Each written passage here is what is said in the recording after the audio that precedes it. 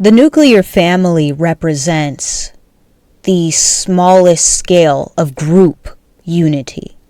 It is our domestic form of unity, and our households mean a lot to us because that is the place that we spend qualitatively increased time. There's a lot of things we do in our homes we wouldn't do anywhere else. It's a place because of how much of our stuff are stored. It's privacy, the things that are relevant to our nearest and dearest lived existence. And so we're vulnerable in that place called home. We are a lot more ourselves. It's not as much of a preening and showmancing as this larger world can be. And so home is where our most stabilized, lax sense of self retains. The people that you get to share time and space with without having to be choreographed. Mom, dad, and siblings. Those people are our closest levels of relatability ever. So that the DNA that I share with my siblings is nearly identical. Those specific set of people are the people that I share the most heritage with. We not only share the same bloodline, the same lineage, but we share the same origins within our parents. And my parents, I share a certain level of relatability with them. I have my mother's DNA and I have my father's DNA. Our siblings are the people we share even more relatability to just because we share both of our parents in common, whereas our parents are not related, or I hope.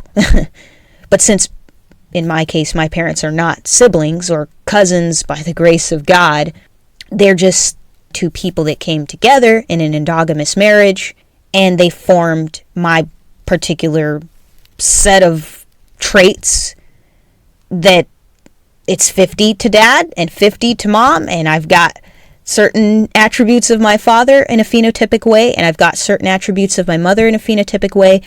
I have their genotypic way, they have their parents, and so on and so forth way of relatability.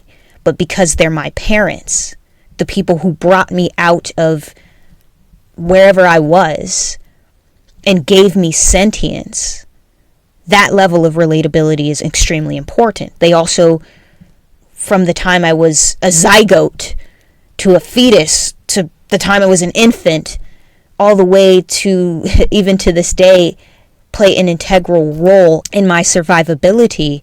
And I love my parents.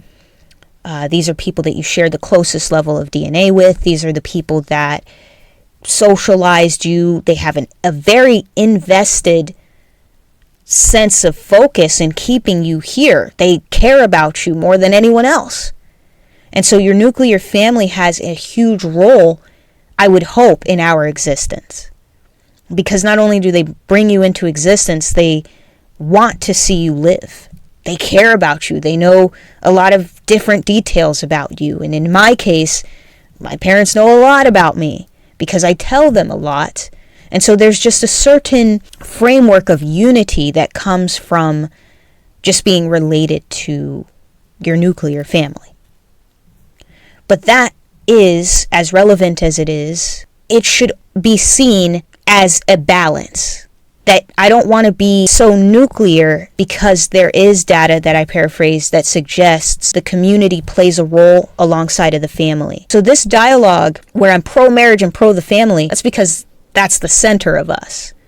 That's the cradle of the rest of our civilization.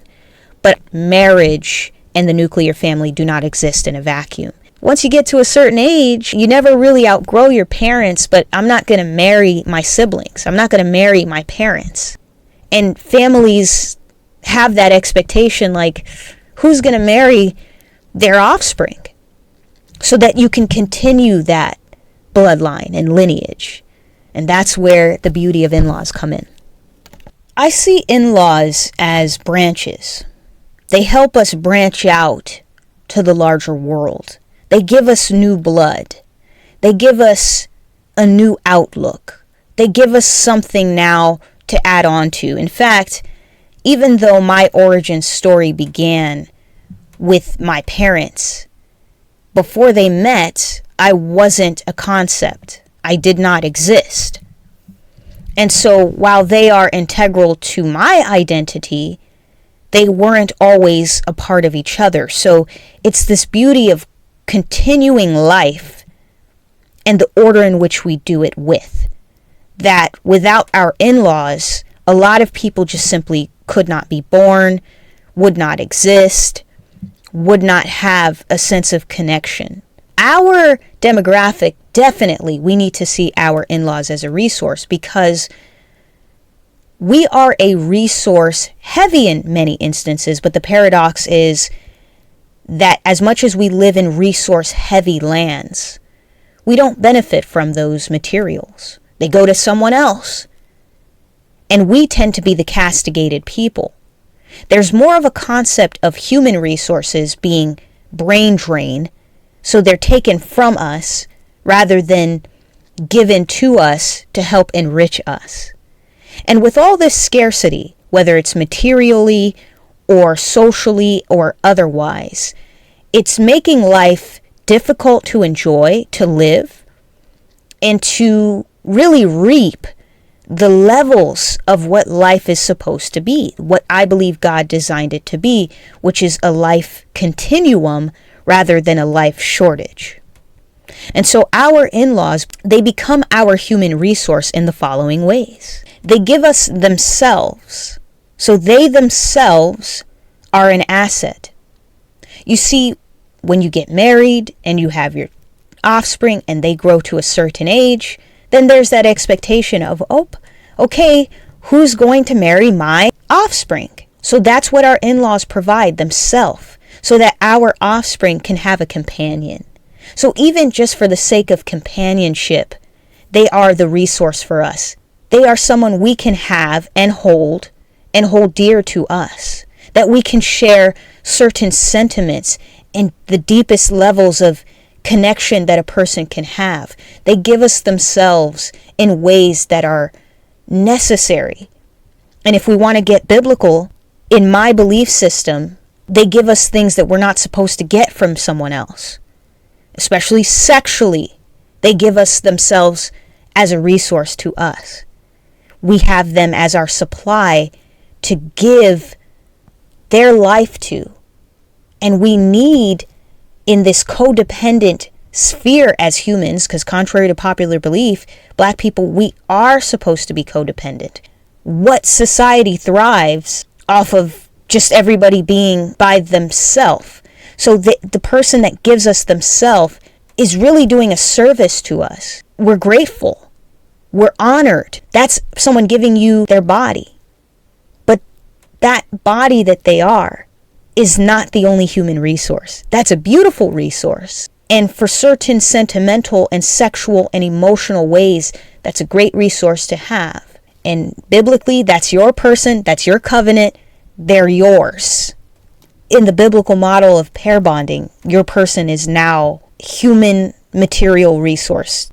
They are someone who has skills, things that they're good at, that can help not just their spouse, but this is where the in-law comes in. Your spouse is not someone who lives in a vacuum. They're connected to a family group. So the in-law can provide certain skills. Let's say they're good at sewing. Anytime there's a gathering of family members and you need something hemmed, you now have this person who can help distribute that skill to help benefit you. So their skill of sewing becomes a resource to that larger family group. They also have talent, and they also have intellect. So whatever they know, they can help distribute that to their family group, which means wealth of knowledge, wealth of support increases because of the in-law. Not in a way where you take advantage of the in-law, not in a way where the in-law is some item that you dispose for self-seeking purposes, but in a way that provides an economy that in and of themselves, as long as we're connecting to these people, they can become our inner resource economy to protect us from what we don't have. And as a bloodline, I don't know why we don't talk about marriage more, because that can stimulate our proverbial economy in more ways than you think. Even just the wedding industry and the generational wealth that we could tap into is part of this dialogue, let alone the human resource of our in-law. So the goal of us is to marry into nuclear families, but also to consider the wealth of conjoining families to families, and that's where the in-law community comes in. And also the in-law provides family. They themselves can create a family with your loved one, but they also have a family. So that's new dimensions of people that we can know that become a part of our net worth, our network, and our net worth, because they too have their set of knowledge, their set of talents, their set of skills. They themselves are a human resource.